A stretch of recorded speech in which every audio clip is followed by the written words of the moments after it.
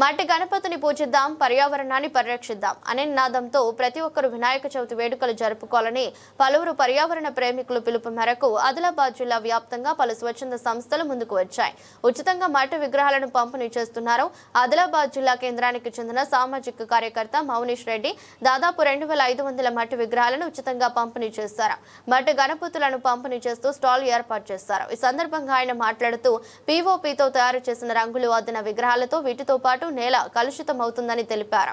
మట్టి గణపతులతో ఎలాంటి జల కాలుష్యం ఉండదని, పర్యావరణాన్ని ముప్పు లేదని తెలిపారు. మట్టి వినాయకుడిని పూజలు నిర్వహించి పర్యావరణాన్ని కాపాడాలని, పర్యావరణ స్ఫూర్తితో వినాయక ఉత్సవాలు ఘనంగా నిర్వహించుకుందామని ప్రజలకు తెలిపారు. అందరికీ నమస్కారం. ఆదిలాబాద్ పట్టణ ప్రజలందరికీ ఇవాళ వినాయక చవితి శుభాకాంక్షలు. మేము ఇవాళ ఆల్మోస్ట్ ఒక 1000 గణపతులు మేము ఇవాళ ఇవ్వడం జరుగుతుంది. మట్టి గణపతులు నిజంగా వినాయక చవితి అంటే ఆదిలాబాద్లో ఒక ప్రత్యేకమైన పండుగ. ముఖ్యంగా యువత పిల్లలకి చాలా ఉత్సాహంగా పనిచేస్తుంటారు. వినాయక చవితి వచ్చిందంటే చాలు ఆదిలాబాద్లో ఒక పండుగ వాతావరణం ఉంటుంది 13 రోజులు.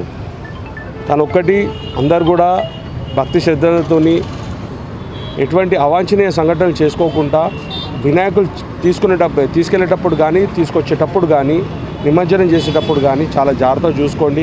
ఇక్కడ పైన కరెంట్ వైర్స్ ఉంటాయి, హైట్ గణేష్లు ఉంటాయి. మన దగ్గర day by day Ganesh size పెరుగుతుంది కాబట్టి అందరు కూడా చాలా జాగ్రత్త చేసుకోవాలా. ఎటువంటి అవాంఛనీయ సంఘటన జరగకుండా చూసుకోవాలా, ముఖ్యంగా యూత్ పిల్లలు.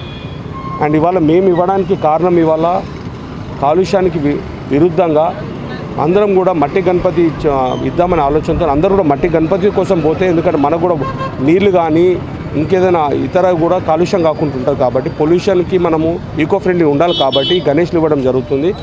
ఇవాళ ఆదిలాబాద్లో ఇక్కడ దస్నాపూర్లో తిరుమల పంపులో కానీ అక్కడ అంబేద్కర్ చౌక్లో మొత్తం 1000 గణపతి మట్టి వినాయకులు పంపడం జరుగుతుంది. ఇవాళ ఉంటుంది ప్రోగ్రాం, రేపు కూడా ఉంటుంది. ఇవాళ 600 ఉన్నాయి గణేష్లు, రేపు 400 గణేష్లు 2 చోట్ల ఇస్తాము. ఆదిలాబాద్ ప్రజలందరూ దీన్ని ఉపయోగించుకోవాలి. ఈ అవకాశాన్ని మీరు కూడా ఇంట్లో అందరూ కూడా చాలా నిష్ఠతతోని నిబంధనతోని భక్తి శ్రద్ధలతోని వినాయక చవితి జరుపుకోవాలని కోరుకుంటూ అందరూ బాగుండాలా. ఆదిలాబాద్ పట్టణ ప్రజలందరికీ మరొకసారి వినాయక చవితి శుభాకాంక్షలు. మనం ముఖ్యంగా గణేష్ మండపాలలో ఒక విజ్ఞప్తి, అందరూ కూడా ప్రభుత్వానికి సహకరించాలా. వాళ్ళు ముఖ్యంగా పోలీస్ యంత్రాంగానికి వాళ్ళు మన కోసం చాలా బాగా చేస్తున్నారు. మన బావు కోసమే చేస్తున్నారు కాబట్టి మనకి ఏది ఉన్నా వాళ్ళకి సహకరించండి. మనము వాళ్ళతో కలిసి మనం పని చేసుకోగలిగితే వినాయక చవితి పండుగ అనేది చాలా సుఖశాంతులతోని ప్రశాంతంగా జరుపుకునే అవకాశం ఉంటుంది. కాబట్టి అందరికీ మరొకసారి జాగ్రత్త చేసుకోండి. హ్యాపీ వినాయక చవితి అందరికీ. రేపటి నుండి 13 రోజులు మనకు పండుగ ఉంటుంది కాబట్టి అందరూ కూడా జాగ్రత్త ఉండాలి.